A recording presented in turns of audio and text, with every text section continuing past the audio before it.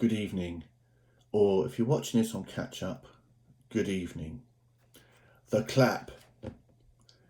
Lynn sits in the lounge, feet up on the coffee table, her second glass of wine of the evening in her hand. It's another 8 p.m. on the Thursday, and Lynn mutes the closing credits to EastEnders to see if she can hear the clapping from outside. Within a few seconds, the ripple begins. Observes Lynn to herself. Disappointing. She then hears a pan being hit by a wooden spoon and takes a sip of wine. That's better. Not long after, George, her husband, enters. Lynn says, "No fireworks again, I notice." "Darling, it's late May. It's light outside." "Well, I wouldn't be able to see them from here anyway. I just like the sound." "Darling," says George, "you do realise that just because you work for the NHS, it doesn't stop you from joining in the applause every week." Lynn shrugs. "Also, you work in HR." Lynn stands and puts on her coat. "I'll treat us to a takeaway tonight. The local tandoori is giving away free meals to NHS workers." Thank you. This one is called Enjoy the Silence. "Excuse me, can you tell me if these are included in the 3 for 2 offer?" I hold up 3 packets of earplugs to a member of staff in boots. She stays still, staring into the middle distance, unresponsive. I hurry over to another member of staff. "Excuse me, are these included in the 3 for 2 offer?" She also ignores me, staring through me at something which, when I turn to check, I cannot see. "Hello," I say. "Hello." I rush around the chemist, passing other shoppers, all of whom also stand still, gazing dead-eyed. Oh my God, it's actually happened, I think. I've managed to make time stand still at last. I notice a summery hat on a woman, and a mischievous thought occurs to me. I take it off her head and drop it onto a member of staff.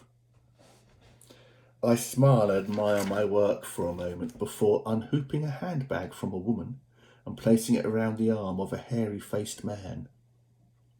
I look at the man's size 10 boots and think that they would look really good with that little girl standing in them. But at the moment I have my hand around his ankle, undoing the boot from his heel, I notice a member of staff look at their watch from the corner of my eye and then say, "That's 2 minutes. Thank you, everyone." "What the fuck are you doing?" barks the man at me. I look up at him. "Oh shit," I exclaim. "I completely forgot it's VE Day." Thank you.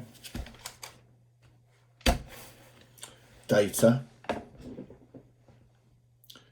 Donald Trump scrolls through the data.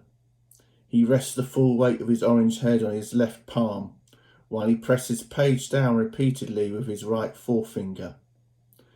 "I'm going to press enter a random entry at any moment," he says, then does so, saying, "Now." The NHS records for Paul Bernard Rainey open. Trump begins to page through. Skin blemish, shoulder pain, hip pain, yawn. Behind him, Matt Hancock shifts on his feet. Perhaps the president would like to look at another patient's records. Suddenly, Trump's eyes light up. This is more like it. Testicle ache. And this, bleeding rectum. Hancock pipes up. "So we're agreed. $10 billion a year." Trump continues to page through Rainey's records and laughs. "Ha ha, early onset of male pattern baldness." Then stands up and shakes Hancock's hands. "You got yourself a deal." Thank you. I am woke. I answer my front door, and Sir Edward Humphrey Tyrrell Wakefield is standing there. It's you, isn't it? I stammer.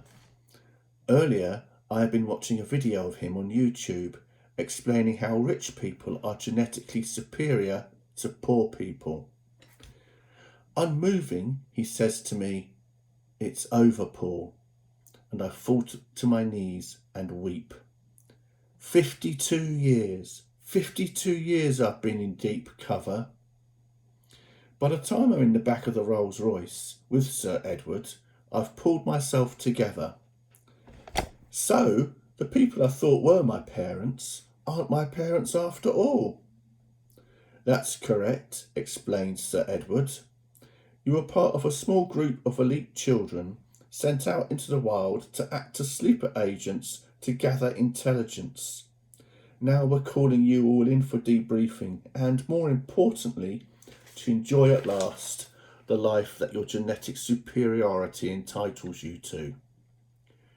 I always believed I was special, I say to Sir Edward, conveniently failing to consider, if I am so genetically superior, why I haven't been able to work my way out of the squalid environment I've been sent to before this moment.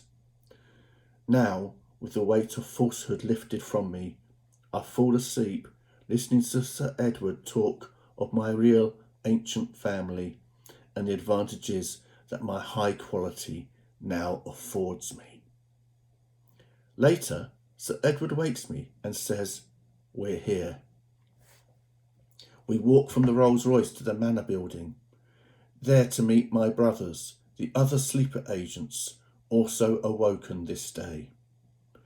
In the hall is Greg Wallace, Harry Hill, Adrian Edmondson dressed as his character Eddie Hitler, Howard from the Halifax adverts, the actor Kurtwood Smith, who played Clarence Boudica in the first RoboCop film, and Phil Collins. Also there is Sir Edward's son-in-law, Dominic Cummings. When he sees me, he removes a cocktail he's sipping from his lips, places his hand onto my shoulder and says, "Welcome home, Paul." Thank you. Often at Scribal Gathering, I'll see people promote their books and stuff, so I'd like to make you aware of my new comic, which is an adaptation of Lee Scrivens' musical Starman. It's only available to buy online from starmancomic.bigcartel.com. Buy it now while stocks last, or when I get it reprinted. Take the knee. George goes to kneel next to his wife in front of the doorstep and is startled when she snaps, "What do you think you're doing?" "I'm joining you in support of our black neighbours," says George. Lynn snaps her fingers at a mobile phone by her knee and says, "Take a picture, will you? From behind so you can see all the houses opposite." George takes a picture, hands her the phone, and then slopes back inside to watch his programmes. Lynn follows him. "Such a shame, isn't it?" she says. "Nobody else in this street took part in Take the Knee in support of Black Lives Matter like I just did. I suppose I'm the only non-racist around here." George hums his disinterested reply as Lynn posts the photograph onto social media. "You'd have thought that her next door would have taken part, wouldn't you? After all, she's black. Hopefully, she saw me." "Perhaps everyone's gone to town," says George. "What's that?" "There's a protest in town. Perhaps everybody feels that the issue is so serious that just taking the knee on your doorstep for 2 minutes is insufficient." Lynn isn't listening and is looking at her phone instead. "Oh, 2 likes already." Thank you for having me. Bye-bye.